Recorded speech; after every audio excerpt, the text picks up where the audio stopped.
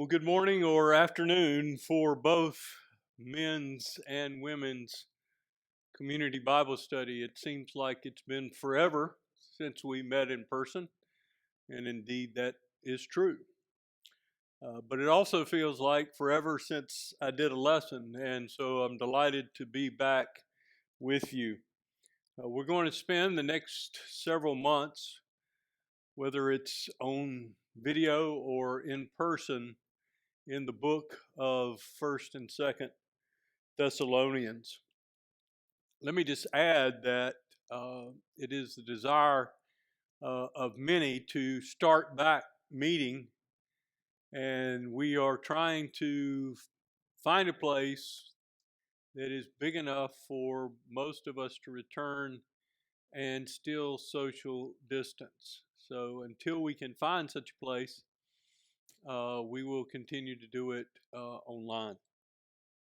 So here we are, looking at the book first of First Thessalonians. Now, First Thessalonians, along with perhaps Galatians, is Paul's first book,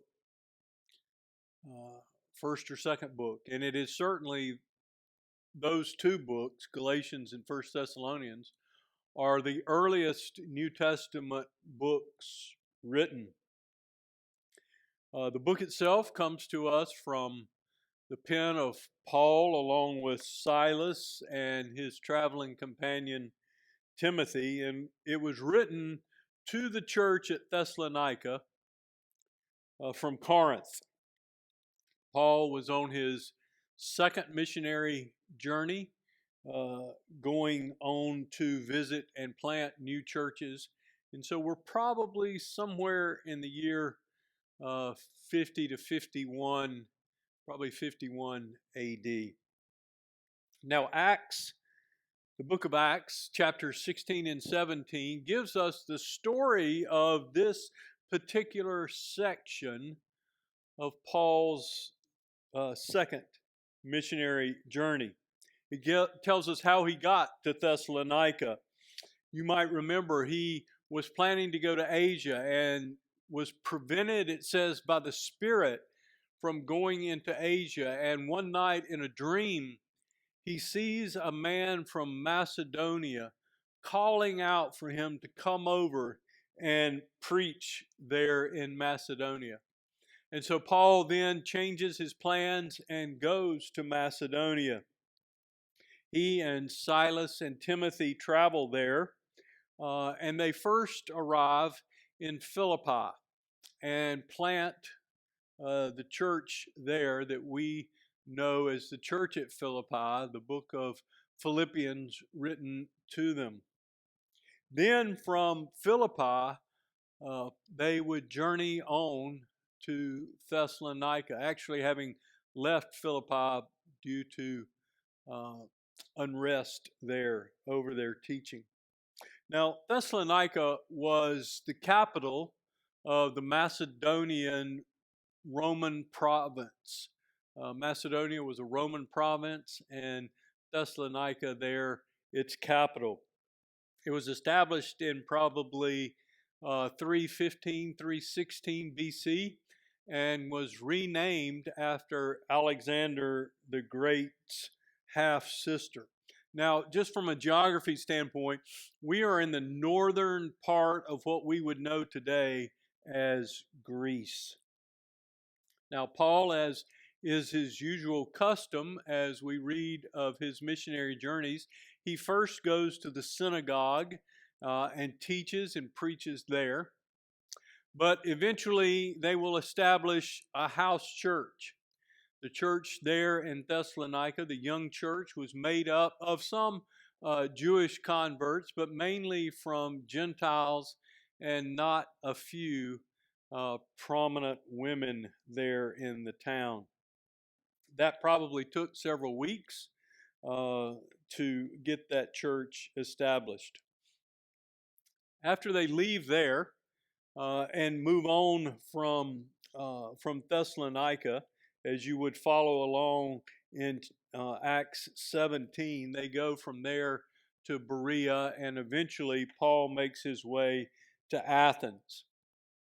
Now, in Athens, he will send back Timothy to the church at Thessalonica because they didn't spend as long there as they would have liked to check on the church, to see how it's going, to encourage the church there, and to get a report for Paul so that he might know how the church is faring. Timothy would eventually return to Paul. Paul has now moved from Athens on to Corinth when Timothy catches up with him. And Timothy makes his report to Paul and to Silas. And then Paul, Silas, and Timothy pen, probably mostly Paul, pen this letter back to the church at Thessalonica. And we would know that letter that Paul sends from Corinth as indeed 1 Thessalonians. Now, to get an overview of the book, I want you to watch this brief, just a few minutes video that gives a beautiful overview of 1 Thessalonians. And then we will, in the weeks ahead, break down verse by verse, as is our norm, as we go through the book. So I hope you enjoy this video of an overview of 1 Thessalonians. Paul's first letter to the Thessalonians. This is most likely the earliest letter that we have from Paul, and the backstory for it is found in the book of Acts. It's where Paul and his co-worker Silas went to the ancient Greek city of Thessalonica.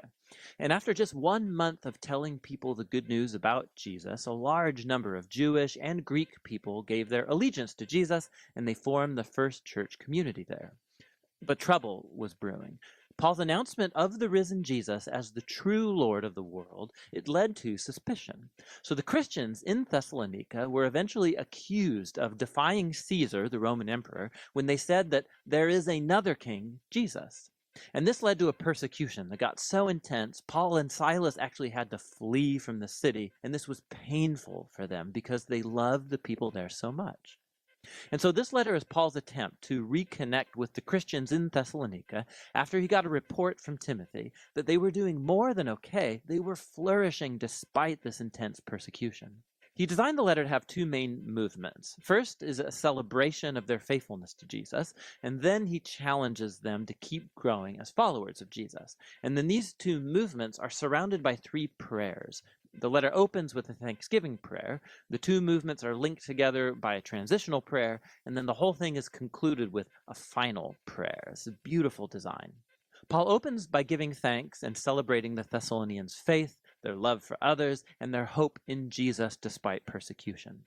He goes on to retell the story of their conversion, how they used to be idolatrous polytheists, and they were living in a culture where all of life was permeated by institutions and practices that honored the Greek and Roman gods. And Paul talks about how they turned away from those idols to serve the living and true God, and that they're now waiting for the coming of God's Son from heaven.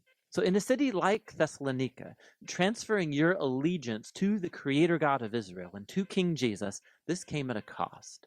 Isolation from your neighbors, hostility from your family. But for the Thessalonians, the overwhelming love of Jesus who died for them and the hope of his return, it made it all worth it. Paul then retells the story of his mission in Thessalonica and of the dear friendships he formed with the people.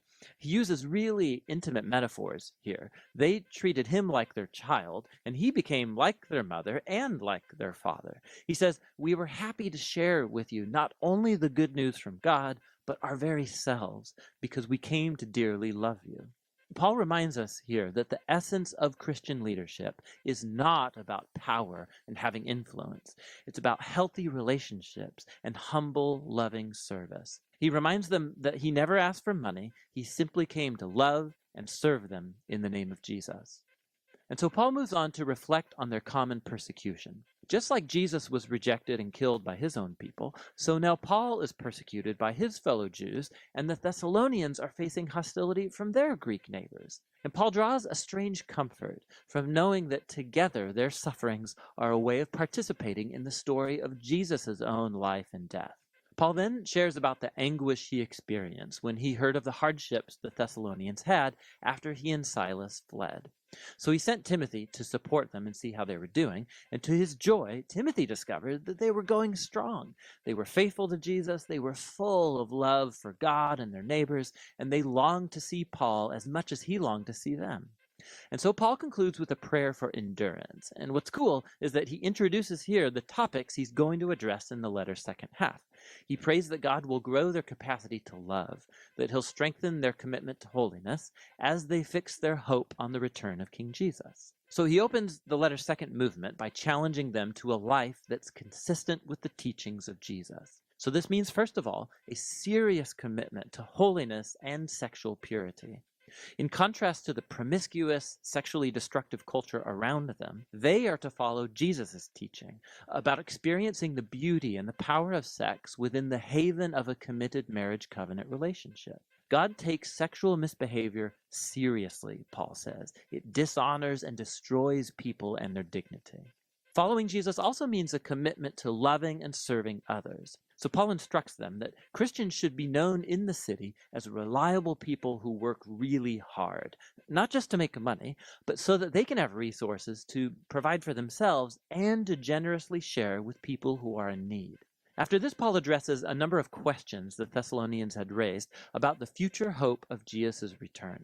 So some Christians in the church had recently died, most likely killed as martyrs, and their friends and family are wondering about their fate when Jesus returns. And so Paul makes it clear that despite their grief and loss, not even death can separate Christians from the love of Jesus. When he returns as king, he will call both the living and the dead to himself. And Paul uses a really cool image here. He uses language that would normally describe how a city subject to the Roman Caesar would send out a delegation to welcome or meet his arrival. Paul then applies this imagery to the arrival of King Jesus. He too will be greeted by a delegation of his people who will go to meet the Lord in the air as they welcome and escort him back to this world where he'll establish his kingdom of justice and peace. Paul then wants the Thessalonians to see how this hope should motivate faithfulness to Jesus. So he pokes fun at the famous Roman propaganda that it's Caesar who brings peace and security. Of course, Rome's peace came through violence, through enslaving their enemies, and military occupation.